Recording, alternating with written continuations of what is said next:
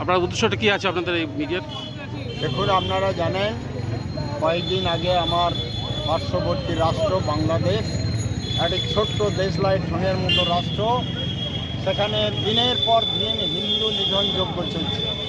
আর ওখানে যে ইউনিট সরকার, সেই সরকার কিছু জঙ্গি, কিছু সমাজবিরোধী, কিছু রাষ্ট্রবিরোধী, কিছু মুসলিমদেরকে নিয়ে তারা হিন্দুদের মন্দির ভাঙছে, হিন্দুদের দেব দেবীর মূর্তি ভাঙছে, পূজা অর্চনা করতে দিচ্ছে না। অনেক হিন্দু বাড়িতে সন্ধ্যাবেলায় শঙ্খ বাজাতে পারছে না, প্রদীপ প্রজ্বলন করতে পারছে না। এক কথায় বলতে গেলে মুসলমানরা সংখ্যালঘু হিন্দুদের উপর অত্যাচার চালাচ্ছে। এইরকম একটা ঘটনা কয়েকদিন আগে দেখলাম।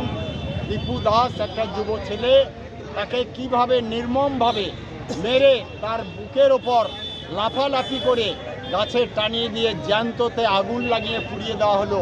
এই ঘটনা সারা বিশ্ব দেখেছে এবং আমরা দেখলাম তার প্রতিবাদে গতকাল কলকাতায় বাংলাদেশ হাই কমিশনারের কাছে যখন কিছু শুভবুদ্ধি সম্পন্ন মানুষ, কিছু সাধু সন্ত, তারা যখন দীপু দাসের ঘটনার প্রতিবাদ জানাতে গিয়ে বাংলাদেশ হাই কমিশনের কাছে গিয়েছিল, পশ্চিমবাংলার মাননীয় মুখ্যমন্ত্রী মমতা ব্যানার্জি তিনি হিন্দুদেরকে চান না, মুসলমানদেরকে সন্তুষ্ট রাখার তাগিদে, মুসলমানদেরকে খুশি রাখার তাগিদে তিনি সেই পুলিশকে নির্দেশ দিয়ে সেই সাধু সন্তদের ওপর যেভাবে নির্মমভাবে লাঠিপেটা করা হলো, অত্যাচার করা হলো, এটা আমরা মানতে পারছি না।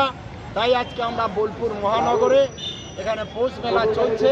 জানি কিছু মানুষের হয়তো অসুবিধা হতে পারে, কিন্তু ওই মেরে দেওয়ার মতো অসুবিধা নয়, গাছে ঝুলি দিয়ে আগুন লাগিয়ে দেওয়ার মতো অসুবিধা নয়।